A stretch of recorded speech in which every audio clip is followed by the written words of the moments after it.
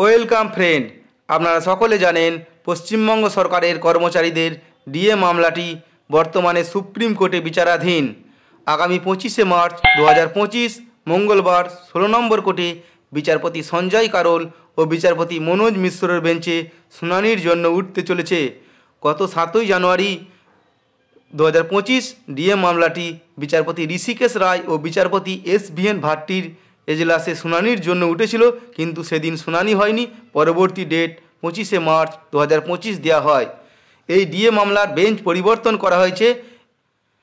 নতুন বেঞ্চে ডিএ মামলার শুনানি হবে আগামী 25শে মার্চ 2025 মঙ্গলবার।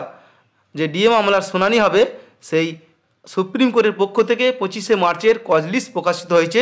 সেখানে ডিএ মামলাটি কত নম্বর সিরিয়ালে স্থান পেয়েছে এবং ওই দিন যে ডিএ মামলার শুনানির সম্ভাবনা কেমন, যেহেতু নতুন বেঞ্চ পরিবর্তন হয়েছে তাই শুনানির সম্ভাবনা কেমন এখন আমরা দেখে নেব। এটি হচ্ছে সুপ্রিম কোর্টের পক্ষ থেকে প্রকাশিত হওয়া আগামী 25শে মার্চের যে শুনানির কজ লিস্ট। এখানে দেখুন 16 নম্বর কোর্টে অনারেবল জাস্টিস সঞ্জয় কারোল এবং অনারেবল জাস্টিস মনোজ মিশ্র 10:30টা থেকে কোর্টে বসবে এবং যে ডিএ মামলাটি কত নম্বরের সিরিয়ালে স্থান পেয়েছে সেটা এখন আমরা দেখে নেব। এই নতুন বেঞ্চেই কিন্তু ডিএ মামলার শুনানি হবে।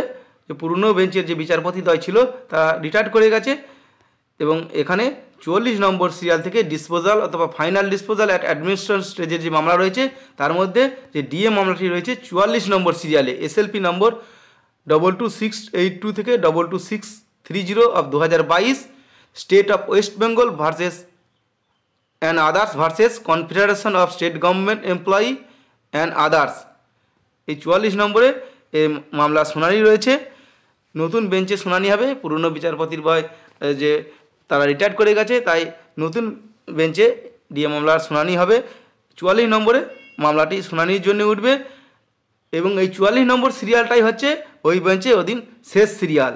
এরপরে যে নতুন যে বেঞ্চ 16 নম্বর কোর্টে কিন্তু স্পেশাল বেঞ্চ বসবে।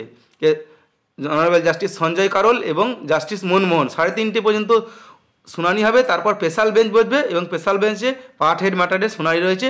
অর্থাৎ যেহেতু শেষ সিরিয়াল, অর্থাৎ ডিএ মামলার সিরিয়ালই হচ্ছে 16 নম্বর কোর্টে শেষ সিরিয়াল, তাই ওই দিন কিন্তু শুনানির সম্ভাবনা খুবই কম। এর গত 7ই জানুয়ারি মঙ্গলবার যে ডিএ মামলাটি কিন্তু 45 নম্বর সিরিয়ালে শুনানি জন্য উঠেছিল 3:15 সময়, সেদিন কিন্তু শুনানি হয়নি। আবার কিন্তু এদিনও কিন্তু শেষ সিরিয়াল 45, তাই আশা করা যাচ্ছে ডিএ মামলা শুনানি হবে না, পরবর্তী ডেট দেবে। তবু বলা যায় না ডিএ মামলা শুনানি হতে পারে। যদি বিচারপতি তাই মনে করে যে মামলাটি খুবই গুরুত্বপূর্ণ, শোনার প্রয়োজন, তাহলে হয়তো শুনানি হবে। পরবর্তীতে ডিএ মামলার আপডেট পাওয়ার জন্য আমার ইউটিউব চ্যানেলটি যদি এখনও পর্যন্ত সাবস্ক্রাইব না করে থাকেন এখনই সাবস্ক্রাইব করে দিন এবং ভিডিওটি শেয়ার করে সকলকে এই বিষয়ে জানিয়ে দিন। ধন্যবাদ।